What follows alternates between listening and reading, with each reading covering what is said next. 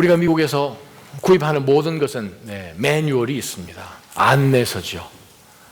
모든 것, 예외 없이 모든 것에 매뉴얼이 따라오는데 요즘은 매뉴얼이 굉장히 두꺼워요. 그것을 우리가 잘 숙지를 하지 않으면 나중에 어려움이 생깁니다. 그것은 자동차를 구입하든 조그마한 셀러폰을 우리가 구입하든 변함이 없어요. 그저께 저희 아들 녀석이 뉴욕에서 올라와서 며칠 있다가 금요일 날 내려갔는데 예전에 제가 사준 적이 있는 시계를 던져놓고 갔어요. 야, 이거 왜 안 채워 가냐 했더니 이거 어떻게 하는지 모르겠대요. 그게 무슨 말이냐 했더니 버튼이 몇 개가 있는데 전자시계요. 이 바늘이 어떻게 막 삐뚤하게 돼가지고 그거를 못 고치는 거예요.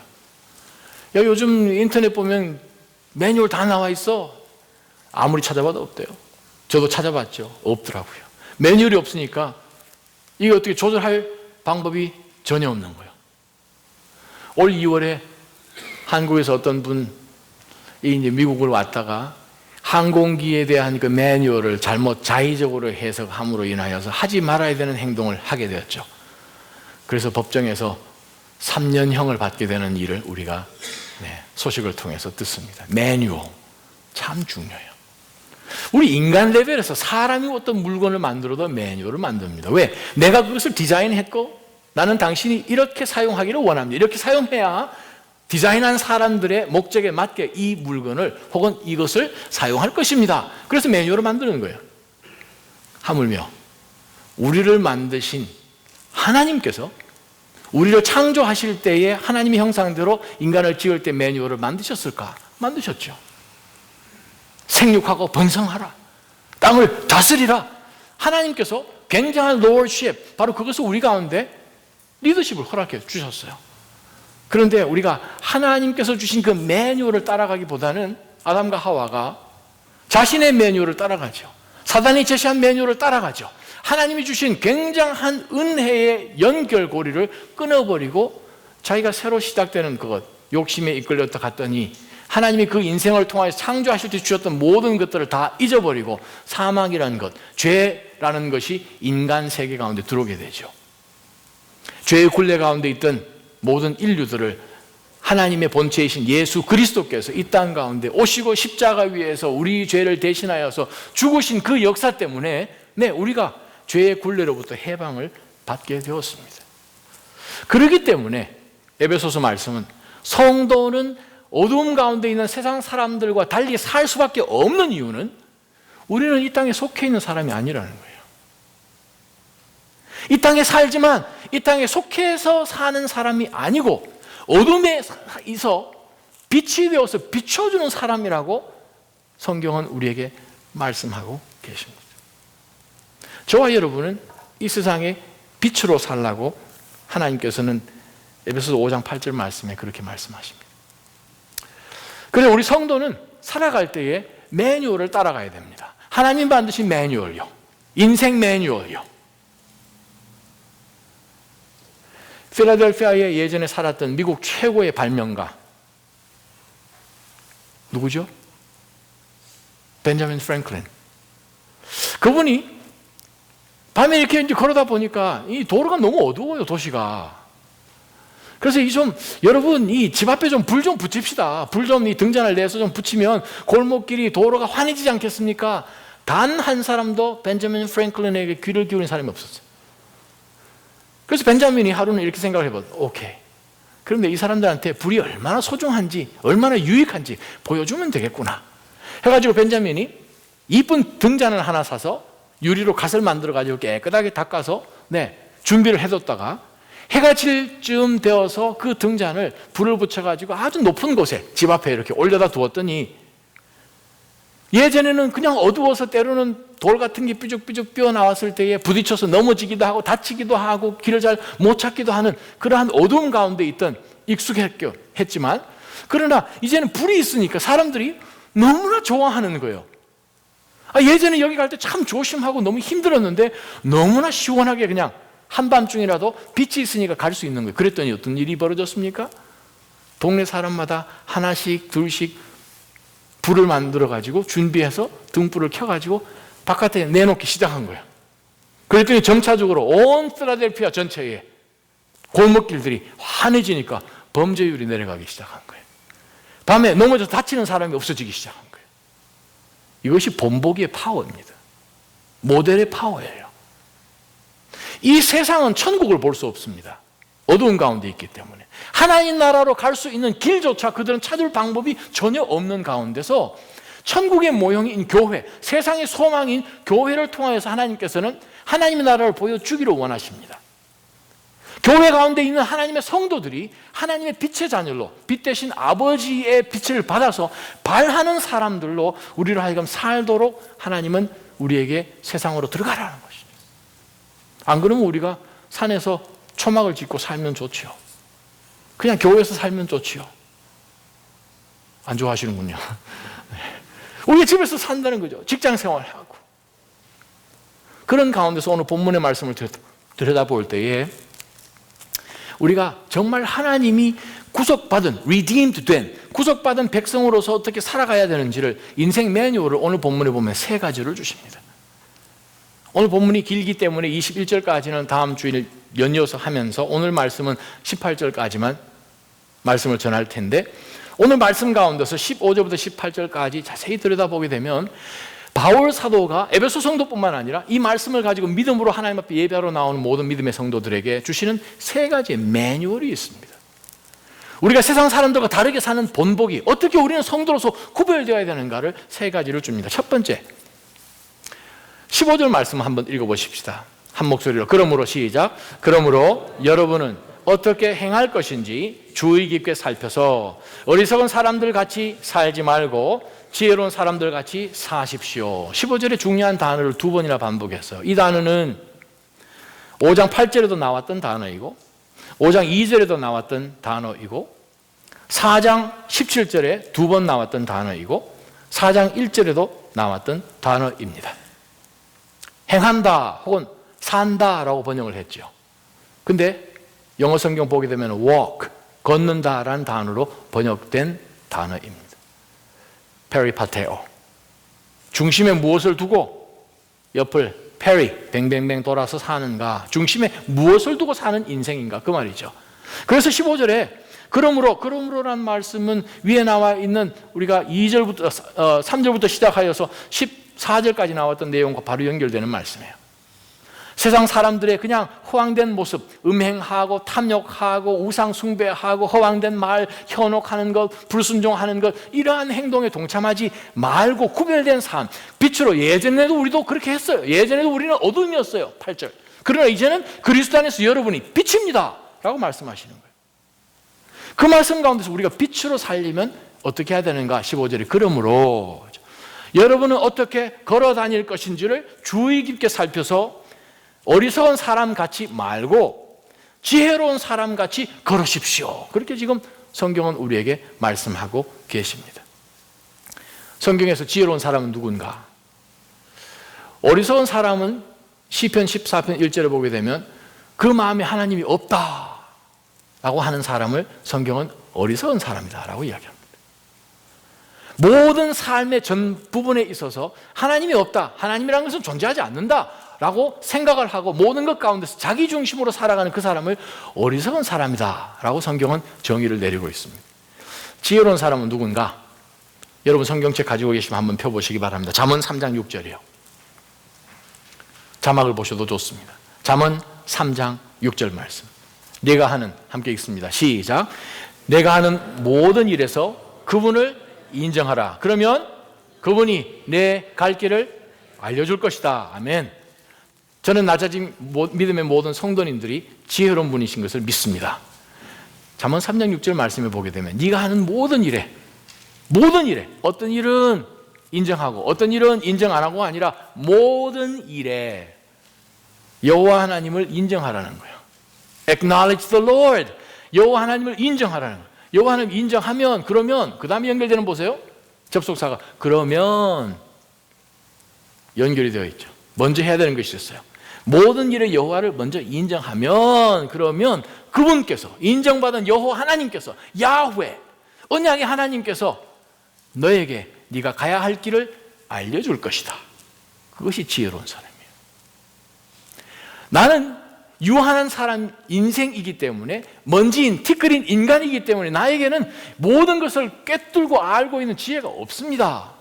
그러나 하나님은 저를 만드셨죠. 하나님 저를 만드신 목적이 무엇입니까? 저를 이 보스턴 땅 가운데 보내시고 유학하게 하시고 혹은 이곳에서 직장, 가정을 꾸리게 하신 이유가 무엇입니까? 하나님 앞에 모든 것, 자녀를 키우는 것부터 공부하는 것이며 비즈니스 하는 것이며 모든 것의 여호와를 인정하게 되면 거기서부터 하나님의 계획이 시작되는 거예요. 하나님이 너가 가야 할 길을 가르쳐준다. 그것이 성경은 지혜로운 사람이라고 이야기합니다. 그래서 15절에 여러분은 어떻게 걸어가야 할지 주의 깊게 살펴서 어리석은 사람, 하나님 없다라고 사는 사람 말고 지혜로운 사람, 모든 것에 여호와를 인정하는 사람처럼 여러분이 걸어가야 합니다. 어떻게 해요? 16절에 제일 첫 번째 우리가 붙들 영적 교훈이 나옵니다. 한번 읽어보기를 원합니다. 시작. 세월을 아끼십시오. 때가 악합니다. 짧으니까 한 번 더. 시작. 세월을 아끼십시오. 때가 악합니다. 자, 여기서 등장합니다. 제일 첫 번째 우리가 붙들 영적 교훈이 있습니다. 그것은 성도는 시간관념이 달라야 합니다. 시간에 대한 개념이 달라야 합니다. 무슨 뜻인가? 여기 등장하는 단어 세월이란 단어입니다. 세월이란 단어는 시간이란 단어로 번역을 할 수 있는데 헬라 원어에는 크로노스가 아니에요. 시간이란 개념 가운데서 헬라어의 두 단어가 있습니다. 하나는 크로노스, 하나는 카이로스. 크로노스는 틱틱틱틱, 이게 크로노스예요. 시계를 보고 크로노그래프라고 그러잖아요. 이걸 측정하잖아요. 근데 오늘 본문에서는 크로노스가 아니고 카이로스라고. 카이로스는 무엇인가? 주어진 시간 바운드리 내에서 어떤 일을 채워서 이것을 어떤 시도로 만들 것이냐. epoch. 어떠한 기간으로 만들 것인가. Thanksgiving break. 그 사건은 무슨 일이 벌어지는 거죠? 그냥 주어진 동일 한 52주 가운데 한 주가 아니고 이 주 가운데 어떤 행사가 있습니다. 빰. 바로 그 기간에 행해지는 일들로 인하여서 그냥 흘러가는 나머지 많은 시간과 다른 그 한 주, 어떠한 시대, 어떤 기간을 이야기할 때에 우리는 카이로스라는 단어를 씁니다. 근데 헬라 원어 보게 되면 여기 앞부분에 정관사가 붙어 있어요. The time 이라는 거예요. 그 말이 무슨가 하면 하나님께서 우리 가운데 주신 시간이 우리가 무슨 시간인지 알고 있다는 거예요. 일생, 우리 인생, 혹은 하나님께서 우리를 사용하기 원하시는 바로 그 시간, 기회죠. 기회. 하나님의 일을 할 수 있는, 하나님께서 이 땅 가운데 우리를 보내주셔서 어떠한 장소 가운데서 어떠한 일 가운데서 하나님이 우리를 통해서 하시고자 하는, 보기로 원하시는 그 일을 할 수 있는 시간, 바로 그것을 우리로 하여금 놓치지 말라라고 하나님은 말씀하십니다. Ancient Greek, 거기에 mythology에 나오는 어느 한 사람이 등장하는데 그때부터 나오는 동상이 하나 모습이 있습니다. 그 모습이 어떻게 생겼나 하면 사람의 모습이에요. 근데 머리가 대머리요. 앞머리는 무슨 몽고족처럼 이렇게 머리를 길게 따왔어요. 근데 뒷머리는 대머리예요. 근데 발에는 날개를 달았어요. 참 이상한 모양으로 이렇게 서 있는 동상을 아마 여러분이 한번 보셨는지는 모르겠어요. 그 서 있는 동상 밑에 어떤 글이 고대 시대 때부터 새겨져 내려오고 있습니다. 제일 첫 번째 글이 뭐냐면 당신은 누가 만든 사람입니까? 리시포스가 나를 만들었어. 당신 이름이 뭔가요? 나의 이름은 opportunity입니다. 기회입니다. 발에는 왜 날개가 달렸어요? 빨리 날아가기 위해서입니다. 당신 앞머리는 왜 이렇게 길게 따왔습니까? 내가 나타났을 때 사람들이 나를 잘 붙들려고, 잘 붙들 수 있도록 앞머리를 따왔습니다. 아니, 뒷머리 왜 대머리입니까? 내가 지나가고 나면 누구도 나를 못 붙잡도록 뒷머리는 대머리입니다. 바로 그것이 그 사람 서 있는 동상 밑에 있는 인스크립션이에요. 기회, opportunity. 하나님이 우리 가운데 주시는 기회는 영원하지 않습니다. 우리가 하나님 나라를 위해서 섬기는 이 땅 가운데서 빛으로 사는 그 기간도 정해졌어요. 근데 그 다음에 나와 있는 단어가 재미있는 단어예요. 아끼십시다.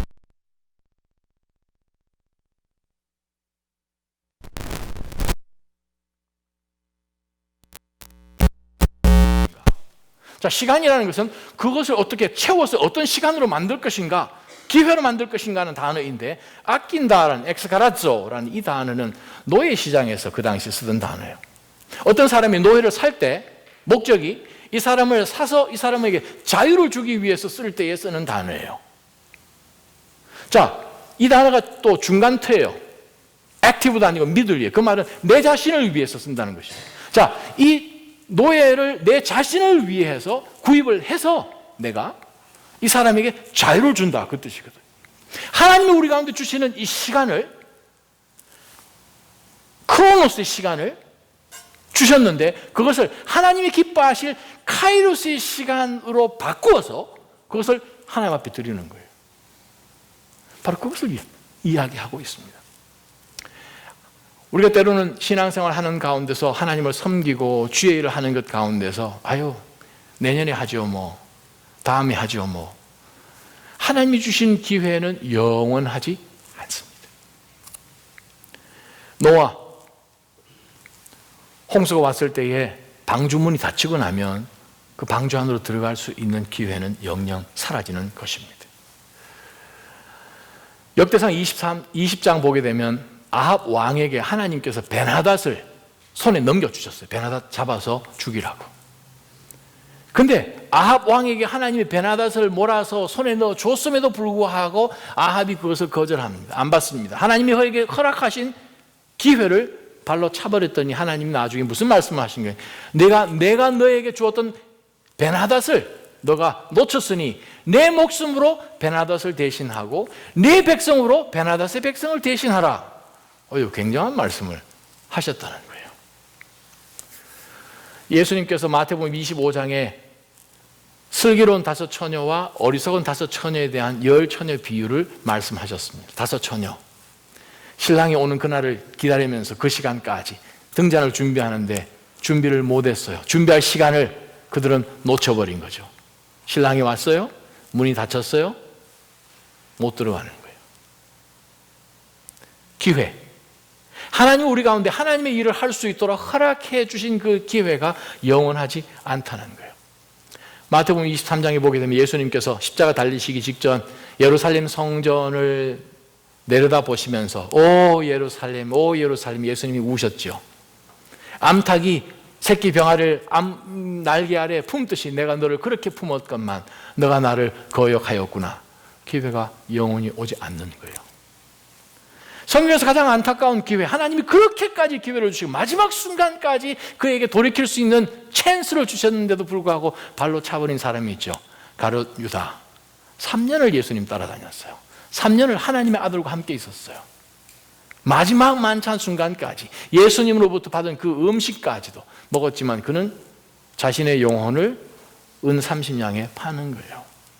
함께 하나님의 말씀 찾아보기를 원합니다. 베드로전서 1장 17절이요. 베드로전서 1장 17절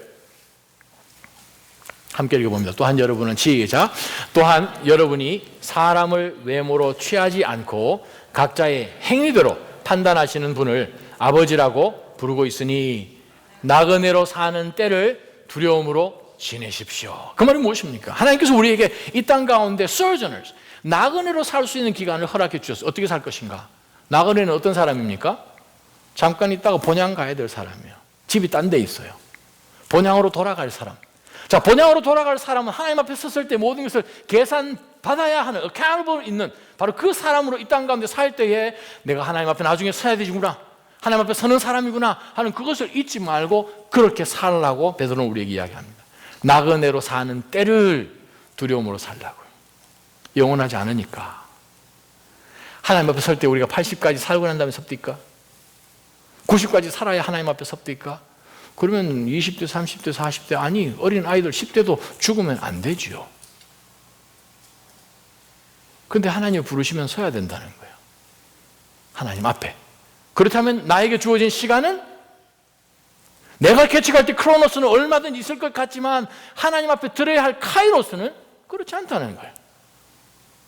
우리는 하나님 앞에 흘려보낼 수 있는 그 시간을 사서 redeem, 엑스가라죠, 하나님 앞에 드리는 거예요.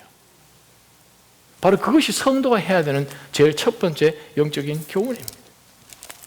우리가 보통 하나님이 주신 기회라고 생각을 했을 때에 두 극단을 가끔 보게 되죠. 어떤 극단인가? 어떤 사람은 그래, 하나님 일해야지 생각만 많이 하다가 결정적인 순간에 본인이 딱 나서서 하나님 일을 해야 되는 그 순간에 선택을 잘못하는 그런 경우가 있죠. 미정미정 미루다가 마지막 결정적인 순간에 그때 못하는 경우가 있고, 또 다른 한 극단은 무엇입니까? 하나님보다 먼저 막 앞서가서 그냥 하나님이 쫓아가기 바쁠 만큼 먼저 저기까지 가는 사람이 있어요. 하나님은 아직까지 지금 역사하고 계시고 지금 움직이시고 하신 계시는데 우리가 먼저 나가 있으니 어떻게 되겠어요? 하나님이 옆으로 가시잖아요. 우회전 하면 이 사람 어떻게 되겠어요? 다시 또 돌아와야 돼요. 막 바쁘게 돌아와. 하나님 또 이렇게 가시면은 또 그냥 앞질러서 그냥 가는 그러한 사람이 있다는 거예요. 왜 그럴까? 하나님 일하는 것은 그 일을 성취하고 마침내 있지 않습니다. 하나님의 일은 결과는 하나님께 있는 거예요. 하나님 이루시니까. 하나님이 우리를 통해서 갖기를 원하시는 것은 하나님과의 관계예요. 믿음의 성도들과의 관계예요. 그래서 주의 일을 할 때는 중간 과정이 항상 감동이 있어야 됩니다. 주의 섬긴 가운데는 기쁨이 있어야 되는 것이고요.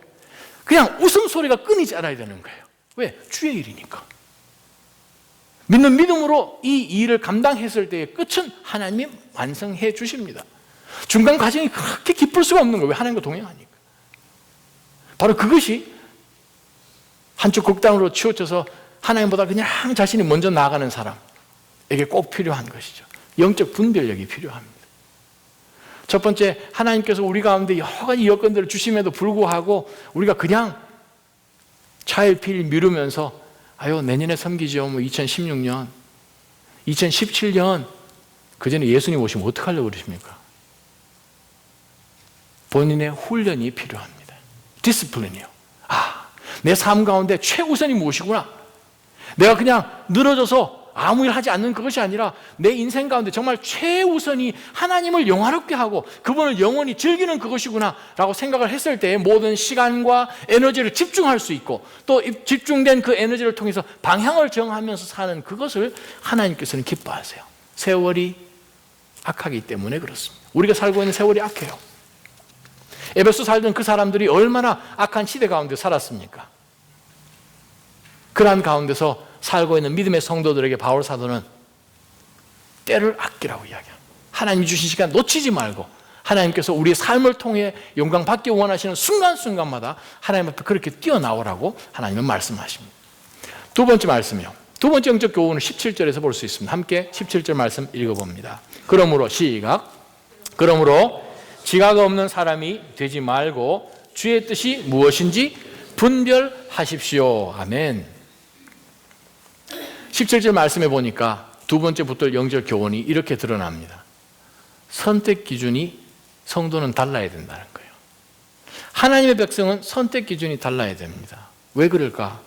17절에 보니까 지각 없는 사람과 지각 있는 사람을 지금 대조를 해 놓았습니다. 15절에는 어리석은 사람과 지혜로운 사람을 대조해 놓았습니다. 자, 지각이 없는 사람은 지각이 없기 때문에 아무거나 다 선택을 합니다. 지각이 없으니까, 무뎌 있으니까 그냥 눈에 보는 대로 좋은 것을 선택을 하게 되죠. 그러나 믿음의 사람들은 성령 하나님을 통하여서 하나님이 기뻐하시는 하나님의 뜻을 분별하면서 살라고 성경은 말씀하십니다. 어떻게 분별해야 되나? 주의 깊게 보지 않으면 분별을 못합니다.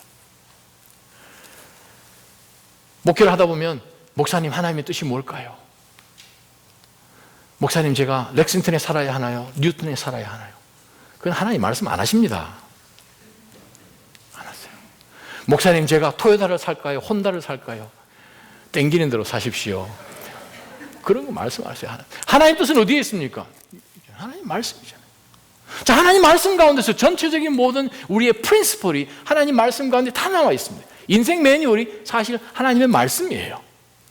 바울 사도가 에베소서를 통하여서 우리에게 주시는 말씀이 무엇입니까? 우리는 예전에는 그냥 어둠 가운데 살아서 우리의 욕심 따라서 살던 사람이었는데 하나님께서 우리 인생 가운데 들어오셔서 우리를 리딤해 주셨습니다. 에베소서 2장. 우리를 통해서 하나님 하실 일들이 이렇게 보여진 것입니다. 3장이요. 교회를 통하여서. 그럼 우리가 개개인은 어떻게 살아야 합니까? 4장, 5장, 6장 내용이잖아요. 우리가 어떻게 해서 하나님의 뜻을 찾습니까? 많은 분들이 목회자에게 묻고 그럴 때마다 저희는 참 힘들어요. 아유, 이건 아닌데. 아니, 분명히 아실 것 같은데. 목사님, 아니, 목사가 무슨 부처도사도 아니고, 얘기를 못 하는 거죠. 여기 다 있잖아요, 하나님 말씀. 하나님의 뜻이 궁금하십니까? 이제 다 아시는 거예요. 1초 만에 이렇게 바뀌십니까, 사람이? 하나님의 뜻을 궁금하지 않으세요? 하나님의 뜻은 무엇인가? 에베소서 1장과 2장을 볼 때 뭡니까? 그리스도 아래에서, 그리스도의 리더십 아래에서 다 통일되는 거예요. 우리말 성경에. 통일, 하나로 되는 거예요. 즉, 모든 사람이 저를 만드신 하나님에게로 회개하며 그리스도를 통하여 돌아오는 것이 하나님의 뜻입니다. 한 영혼이라도 놓쳐지는 것, 악인이 죽는 것을 하나님은 기뻐하지 않는다고 에스겔서에 분명히 말씀하셨어요. 그래요. 우리는 뭐 하십니까? 이 땅 가운데 빛으로 산다면 영혼을 안타까워서 찾아가고 전도하고 그리스도를 알 수 있도록, 그리스도를 통해서 아버지를 알 수 있도록, 그것이 하나님의 뜻입니다. 거룩하게 사는 것이 하나님의 뜻이라고 데살로니가 전서 4장 3절에 분명히 말씀하십니다. 왜? 거룩하신 분이 우리를 거룩하게 구별해 주셨습니다. 그러면서 말씀하십니다. 내가 거룩하니 너희도 거룩하라. 거룩하게 구별되는 거예요. 세상 사람처럼 살지 않고 구별된 삶을 사는 것이에요. 베드로전서 2장 13절, 히브리서 13장 17절 말씀, 교회 안이든 교회 밖이든 하나님이 주신 권위 아래 복종하라는 거예요. 그것이 하나님 뜻이라고 성경은 분명히 기록하고 있습니다. 그리스도를 인하여서 올바로 살다가 때로는 우리가 고난당하는 것도 하나님은 말씀하십니다. 하나님의 뜻이다라고. 베드로전서 2장, 3장, 5장이요. 데살로니가전서 5장 18절, 모든 일들 가운데 감사하는 것 하나님의 뜻이라고 말씀하십니다. 기쁜 일이 일어날 때 감사하는 것은 안 믿는 사람 더 잘합니다. 만약에 우리도 나에게 어떤 유익이 있고 나에게 기쁜 일이 있을 때 감사한다면 안 믿는 사람하고 차이가 안 나겠죠. 그러나 모든 일들 가운데 내 마음에 들지 않고 내가 동의되지 않을 것 같은 일들 가운데서도 하나님 앞에 감사할 수 있는 것은 언제 감사할 수 있는가? 하나님의 주권을 보게 되면 감사할 수 있어요. 하나님이 컨트롤하시구나. He is in charge 하게 되면 이 상황 가운데서 하나님 바꾸실 하나님이시죠. 하나님의 뜻이 어디 있는지 하나님 앞에 엎드립니다. 무조건 저는 하나님 앞에 감사합니다. 왜? 하나님이 다스리시는 분이시니까. 바로 그 사람이 다니엘이었습니다. 사랑하는 믿음의 성도 여러분, 이 땅에 사는 동안에 정말 어둠을 밝히는 저 하늘의 별같이 살기를 주님께서 기뻐하시는 거죠. 그렇게 사는 낮아짐 성도님 되시기를 주님의 이름으로 축원합니다. 그렇게 살면 어떤 일이 벌어지는가? 시편 37편 4절에 보게 되면 하나님께서 우리 마음 가운데 소원을 주신다고 하십니다. 다른 말로 표현하면 하나님 우리 마음 가운데 하나님의 뜻을 주신다고 하십니다. 하나님 우리 가운데 정해놓으신 인생 매뉴얼, 하나님의 말씀을 하나하나 찾아서 조심스레 나가는 가운데 우리 마음 가운데 하나님이 나의 커리어를 통하여서, 나의 공부를 통하여서, 나의 건강을 통하여서, 사업장과 회사를 통하여서, 우리 자녀를 통하여서, 부모됨을 통하여서 하나님이 하시는 일이 이 방향이겠구나. 그러면 하나님 제가 이거 하기를 원합니다. 하나님이 마음의 소원을 주신다고요. 또한 하나님이 그 소원을 이루어 주신다고 다윗은 분명히 말씀하십니다. 그것이 하나님의 뜻을 하는 사람이에요. 하나님의 뜻이라고 하게 되면 거기도 동일하게 두 극단이 있어요. 어떤 극단이 있는가? 하나님보다 앞서가는 무엇입니까? 그것은 교만한 것이죠. 하나님보다 막 먼저 가서 그냥 이것은 하나님 뜻입니다 하고 막 일 저질러 버리는 거. 또 다른 반대는 무엇이 있습니까? 바람 부느라 성경책 들고 나갑니다. 바람 불 때 슉 해가지고 나가서 죽으라 그러시네. 이건 힘든 거죠.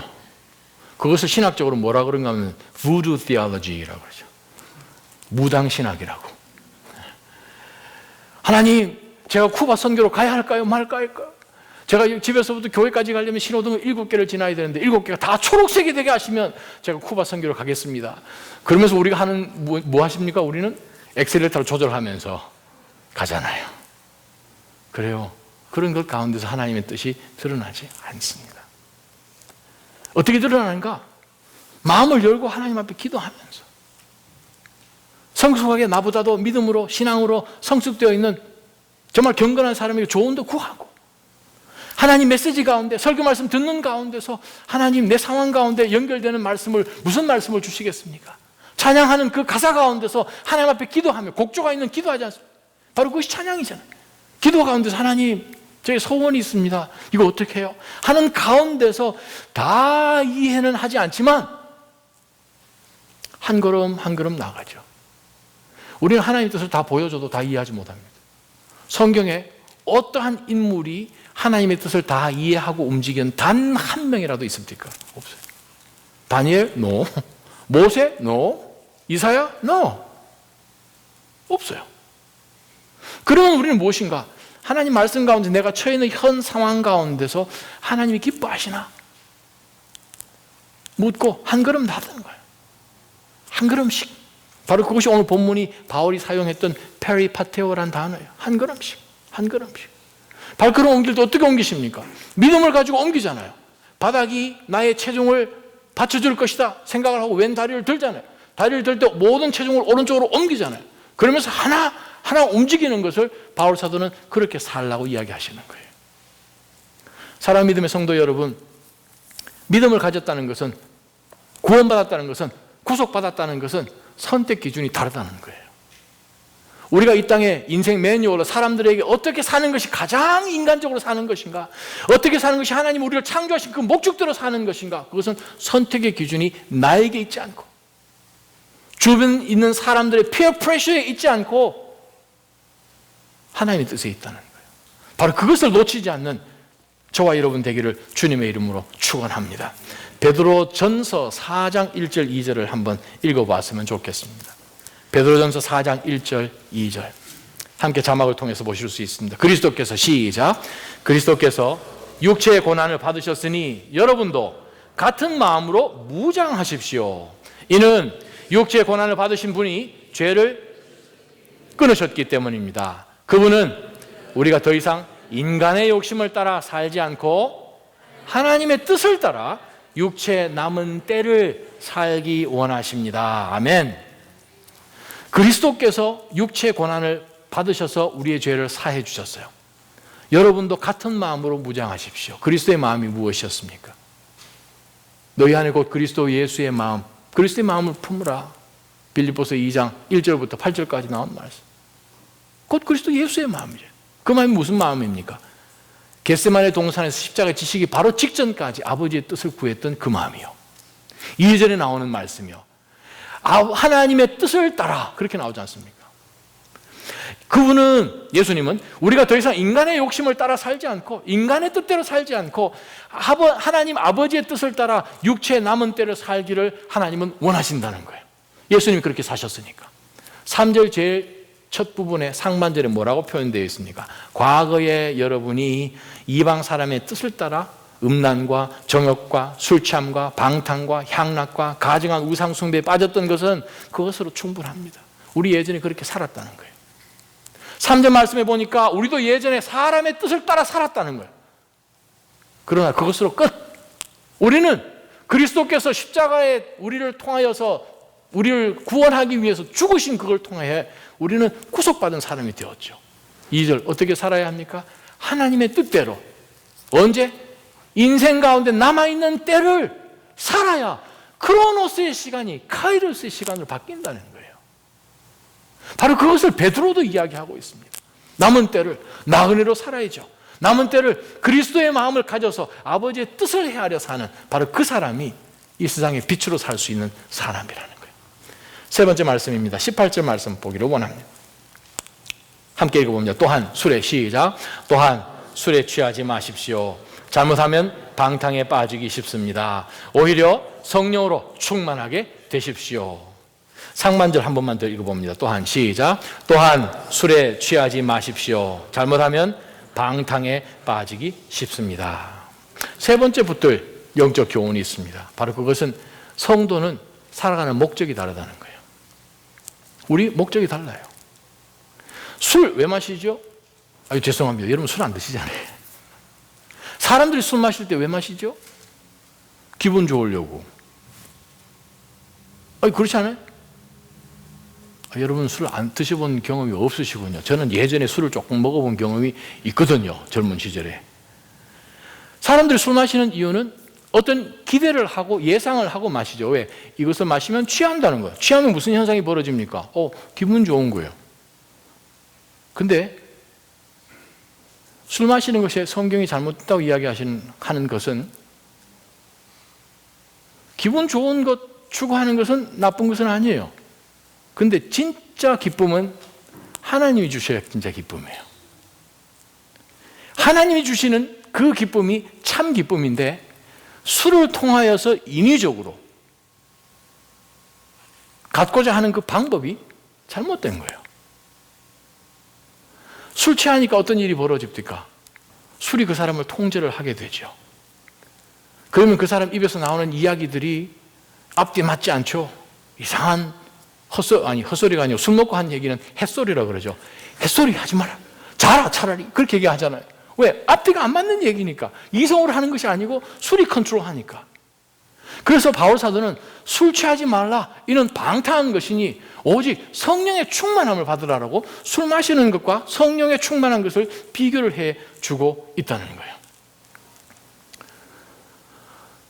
바울이 비교해 주는 것은 성령 충만한 삶이 어떤 삶이고 술 취해서 방탕에 빠지는 삶이 어떤 삶이고 마음이 무뎌져서 감각이 없이 사는 것과 하나님이 영적으로 감각이 돋아나도록 하셔서 활발하게 하나님이 공급해 주시는 것과 사는 것, 시간이나 재능이나 기회들을 놓치면서 그냥 낭비하면서 사는 시간과 하나님이 그에게 던져주시는 모든 기회들을 하나도 놓치지 않고 알곡처럼 다 모아서 곳간에 들이는 바로 그 지혜로 사는 삶이죠. 우리가 살고 있는 이 시대는 참 어둡고 음탕한 그러한 시대 가운데 삽니다. 그 중에 하나가 술이죠. 에베소도 예외는 아니었어요. 에베소에서 섬겼던 신 중에 하나가 바카스 신입니다. 동화약품 바카스가 아니고 술의 신, 축제의 신이요. 왜냐하면 그들의 생각 가운데 바카스에게 나아가서 술 취하면서 사제들이 나와서 예배하는 모든 자가 술에 독주에 취하는 유일한 이유는 우리가 술에 취해야 intoxicated 그렇게 되어야 신의 뜻을 분별할 수 있다라고 그들이 믿었기 때문에 그렇게 술 취하면서 방탕하는 가운데 음란하게 신전에서 움직였죠. 바로 그것이 바로 이 에베소에서 일어난 일이었고 바로 에베소의 많은 성도들이 그것을 경험으로 해보았던 사람들이 그리스도를 통해서 구원받은 사람들이라는 거죠. 그래서 바울 사도가 그들에게 이야기합니다. 술 취하지 말라. 이는 방탕한 것이다. 목회를 하본 성도님들이 이야기합니다. 목사님, 성경에 술 취하지 말라는 말은 있지만 술 마시지 말라는 말은 없잖아요. 그 말은 끝까지 술 먹겠다 그 뜻이거든요. 그냥 드셔요. 근데 제가 여러분을 어시어하는 것은 성경에 술 취함을 통하여서 일어나는 모든 사건, 예외 없이 no exception at all 모든 사건은 끝이 죄와 파멸이었습니다. 그거는 노아의 홍수 바로 직후에 일어난 노아, 그것으로 인하여서 함 사건을 여러분 기억하시죠? 술로 인하여서 롯과 두 딸이 인세스트 하게 됩니다. 그래서 자녀가 태어난 것이 뭐예요? 모압과 암몬 족속이잖아요. 술을 통하여서 베나닷이 아합 왕가의 사건은 술 때문에 일어난 것을 열왕기상 20장 16절부터 34절까지 나와 있어요. 할아버지가 하나님 찾고 두려워 떠는 가운데서 7년 지나고 난 다음에 하나님의 모든 만유의 주인이신 것을 고백하는 느부갓네살 왕의 손자인 벨사잘, 그가 정신없는 소리를 한 것은 바로 술 마시면서 한 것이 다니엘서 5장에 나온 사건이에요. 고린도전서 11장에 보게 되면 성만찬에 관한 말씀을 바울 사도가 합니다. 그 가운데서 고린도에 있는 성도들이 성만찬 가운데 마시는 그 포도주에 취하기 위하여서 하나님의 성만찬을 잘못 마시는 것에 대해서 엄중한 경고한 것을 우리가 27절에서 30절을 보죠. 취했더니 어떤 일이 벌어집니까? 너희들이 하나님의 거룩한 성만찬을 더럽혔느냐? 바로 하나님의 잔을 잘못 받음으로 인하여서 너희들 가운데 아픈 사람이 있는 것이고 일찍 명을 다하지 못하고 죽는 사람이 있는 것이니라. 바로 바울 사도가 한 얘기라는 거죠. 무서운 이야기죠. 술 취함. 성경에서 술 대한 것을 전적으로 금지하지는 않습니다. 어떤 것에 예외가 있었나? 하나님 앞에 예배 드릴 때에 소산물의 대표격으로 포도주를 전제로 붓는, 제물 위에 붓는 바로 그런 것이 있었고, 또 디모데의 속병을 치료하기 위해서 포도주를 좀 쓰라라고 권면한 것도 있었고, 예수님께서 기적 베푸신 것 중에 제일 첫 번째 기적이 기쁨을 상징하는데 물로 포도주를 만드는 것인데, 문제는 우리가 술 마시는 것이 성도로서 마땅하냐? 여러분에게 제가 8가지의 가이드라인을 드립니다. 이 8가지 가이드라인은 제가 만든 것이 아니고 캘리포니아에 있는 그레이스 커뮤니티 처치의 존 맥카터 목사님이 주신 가이드라인. 첫 번째, 그때 당시 술과 요즘 술이 똑같으냐? 그 질문에 여러분이 답할 수 있어야 됩니다. 소주가 독한가요? 맥주가 독한가요? 아니, 아까 술 안 마신다며. 소주가 독한 거 어떻게 아셨어요? 구약 성경에서 독주란 단어가 나옵니다. 히브리 말로 셰카르, 헬라 말로 시케라. 그 단어는 독주란 뜻인데 누가복음 1장에도 나오죠. 근데 그 단어는 독주, 또 세술이라고 표현되는 글루에코스, 바로 거기서 글루코즈라는 영어 단어가 나와요. 글루에코스라는 그 단어는 새로 만든 단맛이 나는 술이라는 뜻입니다. 근데 독주나 세술 반드시 물을 섞어서 마십니다. 구약 성경에 가장 많이 사용되는 술이란 단어 중에 야인이란 단어가 있습니다. 와인이 아니고 야인. 바로 그 단어는 시럽이란 뜻입니다. 포도주를 불로 잼을 만들듯이, 증류시키듯이 걸쭉하게 만들어서 오랫동안 보관한 바로 그 술이 야인입니다. 야인이라는 단어는 버블링이라는 뜻이에요. 밑에서 불을 떼니까 보글보글하다는 뜻이에요. 바로 그 야인이라는 단어 대신에 신약 성경에 등장하는 단어가 오이노스라는 단어입니다. 바로 그 단어는 포도주스라는 뜻이에요. 포도주스는 알코올 성분이 거의 없습니다. 예수님께서 말씀하신 새 포도주는 새 부대에 담아라. 거기에 썼던 단어가 오이노스입니다. 포도주스입니다. 그것이 터지는 것이 이렇게 발효해서 하는 그거는 이제 나중에 만들어진 이야기고, 원래 뜻은 누가 오든지 간에 가장 중요한 것이 바로 이 포도주스거든요. 그것이 유일한 마시는 그것이기 때문에 그 당시에는 깨끗한 물 없었어요. 마실 수 있는 수돗물도 없었고, 그러니까 약간의 알코올 성분이 담겨져 있는 것을 물로 섞으면 물을 정화시키는 그러한 역할을 통하여서 그렇게 마셨기 때문에 이것이 굉장히 중요해요. 그거 터지면 손님 대접할 수 있는 방법이 없는 거예요. 그래서 오이노스란 단어를 독주란 단어로 예수님이 쓰시지 않고 그 단어를 쓰셨어요. 가나 혼인잔치에서 예수님이 물로 포도주를 만드신 그 포도주도 오이노스입니다. 알코올 성분 거의 없어요. 고대 그리스에 술에 대해서 연구한 학자가 한 사람이 있습니다. 로버트 스타인이라고 1975년도에 크리스티애니티 투데이에서 아티클을 썼어요. 고대 그리스에서 독주를 아크레테스토론이란 그 독주를 작은 그릇 크라테스에 담아가지고 많게는 물을 20대 1로 섞어가지고 킬레스라는 술잔에 받아서 마셨어요. 그런데 문제는 고대 기록 가운데 술이 11도를 넘는 것이 없어요. 11도. 자, 아테네의 유명한 철학자였던 무네스티스가 한 이야기가 있습니다. 술을 약과 함께 섞었으면 상처에 참 좋다. 잘 섞어 마시면 좋다. 그러나 경계를 넘으면 폭력이 일어나고 반반 섞어 마시는 것은 미친 짓이다. madness라고 표현합니다. 그냥 마시는 것은 bodily collapse라고 그가 이야기를 했어요. 자, 여기서 이야기합니다. 반반 섞어 마시는 것 madness, 그건 미친 짓이다. 11도를 물과 섞어서 반반 5도 정도 되는 거, 그건 미친 것이라는 거예요. 대개의 경우에 3대 1로 섞었습니다. 그러면 알코올 함량이 2.25에서 2.75예요. 그것은 미국 알코올 주류법이 alcoholic beverage 경계가 3.2도입니다. 3.2도 밑으로는 alcoholic beverage에 포함되지도 않아요.